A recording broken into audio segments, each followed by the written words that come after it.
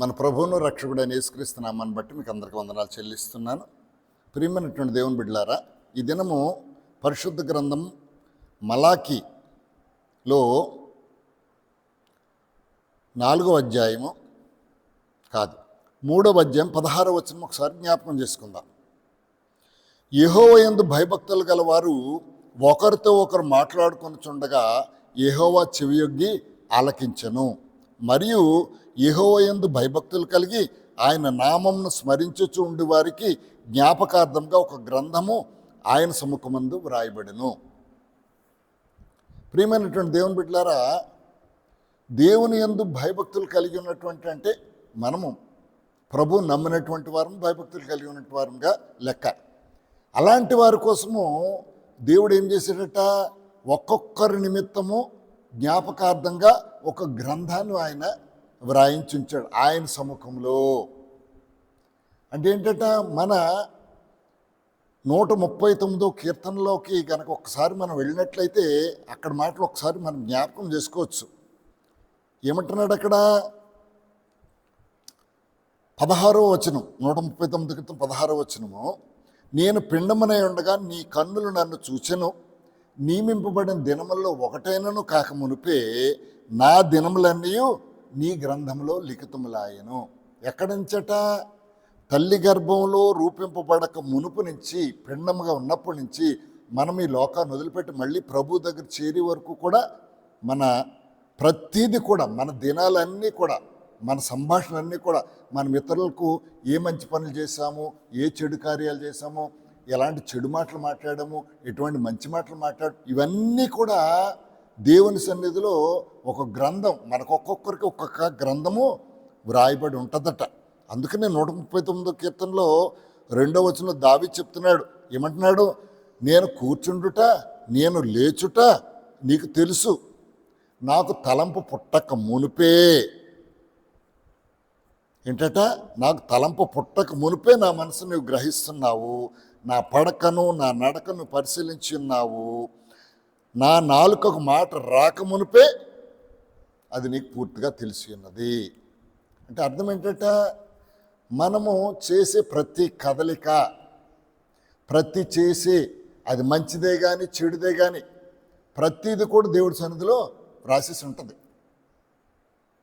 దేవుడు ప్రతిదీ మనల్ని చూస్తున్నాడు. ఆకాశం నుంచి ఆయన చూస్తూ ఉంటాడట. మంచివారిని వెతుకుతూ ఉంటాడట, చెడ్డవారిని వెతుకుతూ ఉంటాడట.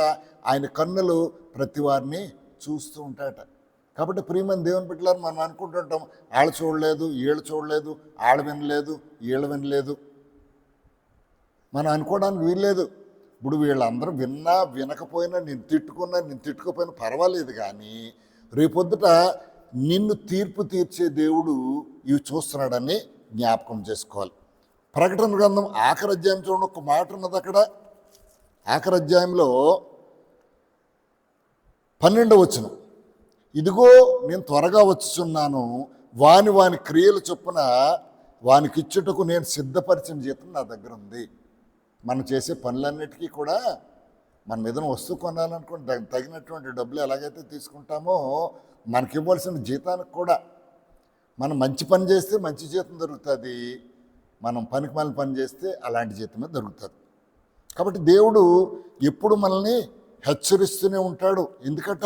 ఇదిగో దేవుని గ్రంథంలో ఇవన్నీ రాయబడి ఉన్నాయి కాబట్టి మీరు చాలా జాగ్రత్తగా ఉండండి, నేను అన్నిటినీ పరిశీలిస్తాను, అన్నిటినీ చూస్తాను. ప్రకటన గ్రంథం 2వ అధ్యాయంలో 5వ వచనం కూడా చూడండి, ఏమంటున్నాడు? నీవు 4వ వచనం కూడా, నీ మీద ఒక తప్పు మోపవలసి ఉన్నది. ఏంటట? నీకున్న మొదటి ప్రేమను మీరు జ్ఞాపకం చేసుకోండి. అక్కడి నుంచి ఏ ప్రేమను నువ్వేమో వదిలేసావేమో అది నీ మీద తప్పు మోపవలసి ఉన్నది. కాబట్టి ఏం చేయాలంటే, ఇప్పుడు ఏ స్థితిలోంచి పడిపోయామో ఆ స్థితిలోంచి మనము లేవాలి. అది జ్ఞాపకం చేసుకొని మారు మనసు పొంది మొదటికి రావాలి. మనం తప్పులు చేస్తున్నామని దేవుడు మనల్ని కోపించుకోవట్లేదు. మానవుడిగా మనం పడిపోవడం కామన్. నీతిమంతుడు 7 మార్లు పడినా లేస్తాడని దేవుని వాక్యం సెలవిస్తుంది. కాబట్టి పడిపోవడం పెద్ద తప్పు కాదు, కానీ పడిపోయిన స్థితిలోంచి మళ్ళీ దేవుని ఎరిగే స్థితిలోకి మనము జ్ఞాపకం చేసుకోవాలి. ఇంకా హెబ్రీలు రాసిన పత్రికలో ఇంకొక మంచి మాట ఉంది, ఒకసారి చూద్దాం. 10వ అధ్యాయంలో ఒక మాట రాశాడు. హెబ్రీ పత్రిక 10వ అధ్యాయంలో ఏం రాస్తున్నాడో ఒకసారి చూడండి. 10వ అధ్యాయం 32వ వచనమాట. ఒకసారి చూడండి. మీరు వెలిగింపబడిన తర్వాత శ్రమలలో కూడా గొప్ప పోరాటము సహించిన పూర్వదినములను జ్ఞాపకం చేసుకోండి. మనం అసలు దేవునికి సన్నిధికి ఎందుకు వచ్చామో, ఏ కష్టాల్లోంచి వచ్చామో, ఏ ఇరుకుల్లోంచి వచ్చామో, ఏ ఇబ్బందుల్లోంచి వచ్చామో, అప్పుడు ఎంత పోరాడామో, మన కష్టాలు పోవడానికి, మన శ్రమలు పోవడానికి, మన ఇరుకులు పోవడానికి, అనారోగ్యాలు పోవడానికి దేవునితో ఎంత కలిసి పోరాడామో. మరి ఇప్పుడు ఆ స్థితి ఉన్నదా? లేకపోతే పడిపోయామా, సర్లే కాస్త బాగానే ఉందలే, ఇదిగో ఇప్పుడు వచ్చిన కష్టాన్ని బట్టి ఏమైనా ఆ పనులు చేద్దామా, ఈ పనులు చేద్దామా, దేవుని సన్నిధి విడిచిపెట్టాను ఏమైనా ఆలోచిస్తున్నావేమో. కానీ అవన్నీ కూడా ఏమంటాయట, నీ మొదటి స్థితిని రాసుకున్నాడు దేవుడు, నువ్వు ఎలా మారు మనసు పొందావో రాసుకున్నాడు దేవుడు. మళ్ళీ నువ్వు అనేకమైనటువంటి కార్యాల వైపు నువ్వేం చేయాలని ఆలోచిస్తున్నావు కూడా దేవుడు చూస్తున్నాడు, రాసుకుంటూ ఉన్నాడు. కాబట్టి ఆ పూర్వం మనం దేవుని సన్నిధికి వెళ్ళినప్పుడు ఎన్ని కష్టాల నుంచి అది జ్ఞాపకం చేసుకోండి అంటున్నాడు. ఇంకోటి ఏంటంటున్నాడు, 2వ తిమోతి పత్రిక 2వ అధ్యాయంలో కూడా ఒక మాట ఉంది. 2వ తిమోతి పత్రిక 2వ అధ్యాయం 8వ వచనం ఏమున్నది, ప్రభువు చేసినటువంటి త్యాగాలు జ్ఞాపకం చేసుకోండి. మన అతిక్రమాలు బట్టి ఆయన మూర్తబడ్డాడు. ఆయన పొందిన దెబ్బల వల్లే మనకు స్వస్థత వచ్చింది. కాబట్టి ఏమంటున్నాడు ఇక్కడ, దావీదు సంతానంలో పుట్టి మృతుల్లో నుండి లేచిన యేసుక్రీస్తుని జ్ఞాపకం చేసుకోండి. సిలువలో ఆయన పొందిన కష్టాన్ని ఒకసారి జ్ఞాపకం చేసుకున్నట్లయితే మనం ఇక ఏ అవకతవకల వైపు ఎటు తప్పుడు వైపు మనం వెళ్ళమట. 1 కొరింథీ పత్రిక 11వ అధ్యాయము 24వ వచనంలో కూడా చెప్తున్నాడు, ఇదిగో ఇది నా రక్తము, ఇదిగో ఈ నా శరీరము, నన్ను జ్ఞాపకం చేసుకుంటే దీన్ని చేయండి. ఎందుకంటే ఇంతవరకు మనం చేసినటువంటి తప్పుల్ని ఎప్పుడైతే ప్రభు రక్తాన్ని తీసుకుంటామో, ప్రభు శరీరాన్ని తీసుకుంటామో, ఆయన పడినటువంటి శ్రమలు జ్ఞాపకం చేసుకుంటామో, మరలా నువ్వు అటు ఇటు త్రోవ తప్పిపోయి వెళ్లకుండా ఉండడానికి బాగుంటుందని. ఇంకా ప్రకటన గ్రంథం 3వ అధ్యాయము 3వ వచనం ఏం చెప్తున్నాడు ఒకసారి చూడండి. 3వ అధ్యాయము 3వ వచనంలో ఒకసారి చూసినట్లయితే, నీవు సహనము కలిగి నా నామం నిమిత్తము, 3వ అధ్యాయం 3వ వచనం ఏముంది అక్కడ, నీవెలాగ ఉపదేశం పొందుతావో, ఎలాగ వింటువో జ్ఞాపకం చేసుకొని దాన్ని గైకొనుచు మారు మనసు పొందు.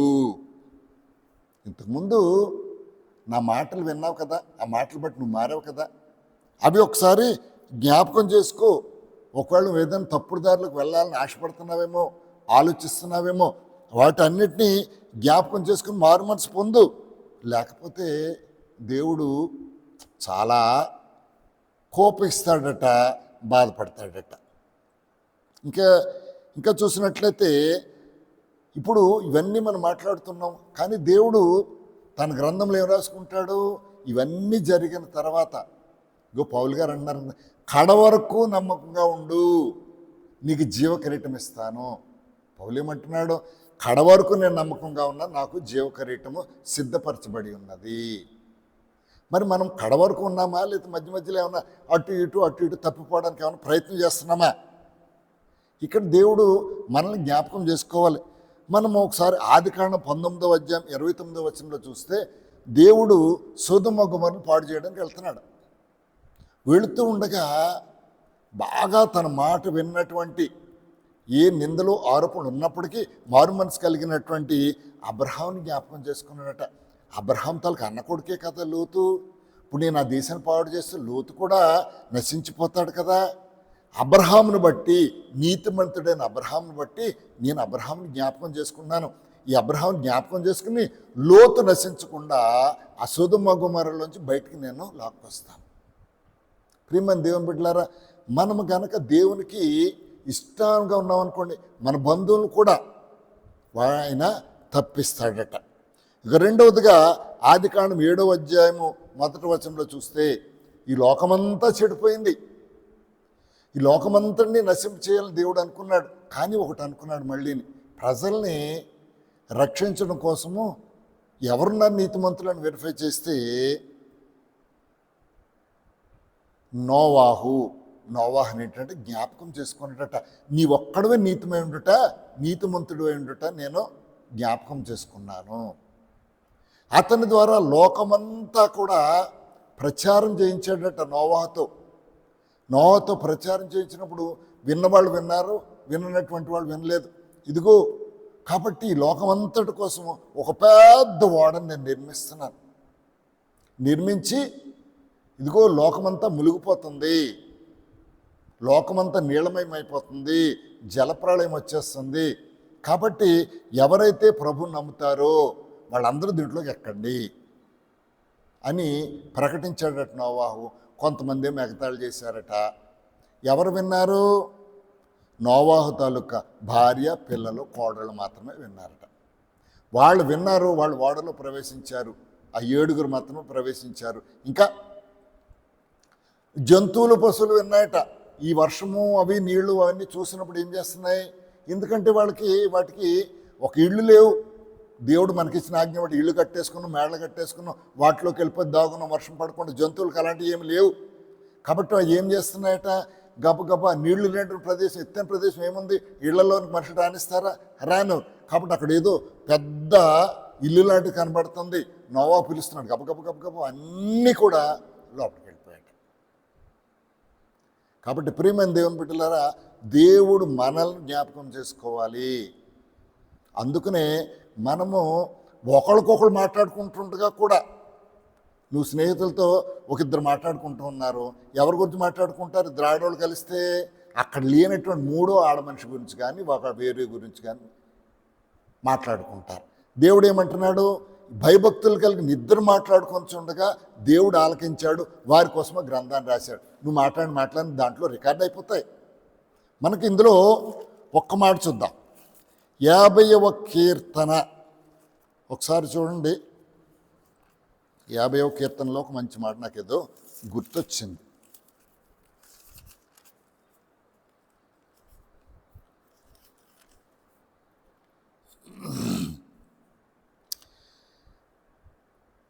ఇరవై 21 వచనాలు చూద్దాం. నీవు కూర్చుండి నీ సహోదరుల మీద కొండెములు చెప్పుచున్నావు, నీ తల్లి కుమారుని మీద అపనిందలు మోపుచున్నావు. ఇట్టి పనులు చేసినను నేను మౌనినై ఉంటిని, అందుకు నేను కేవలం నీ వంటి వాడినని అనుకొంటివి. అయితే నీ కన్నుల ఎదుట ఈ సంగతులను నేను వరుసగా ఉంచి నేను గద్దించదను. వరుసగా ఉంచుతాడంటే ఎలాగ వరుసగా ఉంచడం అంటే ఏంటి? కనబడుతుంది మనకి, గోడ మీద పుస్తకం కనబడుతుంది. ఒక రాజు గురించి రాశాడు కదా, మెనెటెకెల్ ఉఫార్సిస్. ఇక్కడ కూడా ఇదిగో మీరిద్దరు మాట్లాడుకుంటున్నారు కదా, నీ సహోదరుల మీద, లేకపోతే నీ సహోదరు మీద, నీ స్నేహితురాల మీద, లేకపోతే నీ బంధువుల మీద నువ్వేమైతే సణుక్కుంటున్నావో ఆ సణుక్కున్నవన్నీ కూడా రాసేసాను. అవన్నీ వరుసగా ఉంచి నేను గద్దిస్తాను. మారు మనసు కలిగి నువ్వు తిరిగావా సరే, లేదా నేను వచ్చి నీ ఎదురుకొచ్చి నీ దీపస్తంభాన్ని తీసేస్తాను. కాబట్టి ప్రియమైన దేవుని బిడ్డలారా, మనం మాట్లాడే మాటలు కూడా చాలా జాగ్రత్తగా ఉండాలి. ఎదుటివారిని నిందించినా, ఎదుటివారిని తప్పుడు నిందలు మోపినా ఇవన్నీ జాగ్రత్తగా ఉంచిన అవన్నీ ఏం చేస్తాడు? దేవుడు చక్కగా రాసేస్తాడు. మనం చూస్తాం కదా, రికార్డెడ్. ఫోన్లో కూడా రికార్డ్ చేస్తారు. అలాగే టేప్లో రికార్డ్ చేసేవారు. ఇంతకుముందు ఫోన్లోనే రికార్డ్ అయిపోతుంది. మన ప్రతి మాట మన ఎదురు మాట్లాడుతుంటే ఎవరు జేబులో పెట్టుకుని అది రికార్డ్ చేస్తూ ఉంటాడు. అవన్నీ రికార్డ్ అయిపోతుంది. ఇప్పుడు పెన్నుల్లో సీసీ కెమెరాలు వచ్చేసి ఇది నొక్కేస్తాడు, ఏం మాట్లాడుతుంటే అవన్నీ రికార్డ్ అయిపోతుంది. పొద్దుట అవన్నీ సాక్ష్యాలు పలుకుతాయి. ఇక్కడ సాక్ష్యం కాదు, దేవుడి సన్నిధిలో సాక్ష్యము. నువ్వు ఇవన్నీ చేస్తూ ఉన్నప్పుడు మరుసటి రోజునే వచ్చేస్తుంది, నీకు జ్వరం వచ్చేస్తుందో, లేకపోతే తలపొడి వచ్చేస్తుందో, లేకపోతే అనేకమైన శ్రమలు వచ్చేస్తాయో.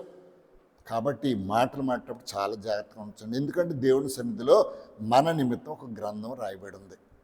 ఆ గ్రంథంలోంచి మనం ఎవరు తప్పించుకోలేం. కాబట్టి మన మాటలు కూడా చాలా జాగ్రత్తగా ఉండాలి, మన ఆలోచనలు జాగ్రత్తగా ఉండాలి, మన నడక మన పడక అన్నీ కూడా చాలా జాగ్రత్తగా ఉండాలి. అలా జాగ్రత్తగా ఉండినట్లయితే, ఒకవేళ తప్పులోనే ఉంటే వాటిలోంచి మళ్ళీ మారు మనసు కలిగినట్లయితే తప్పకుండా దేవుడు నిన్ను ఆశీర్వదిస్తాడు, తప్పకుండా తన మార్గంలో నిన్ను నడిపిస్తాడు.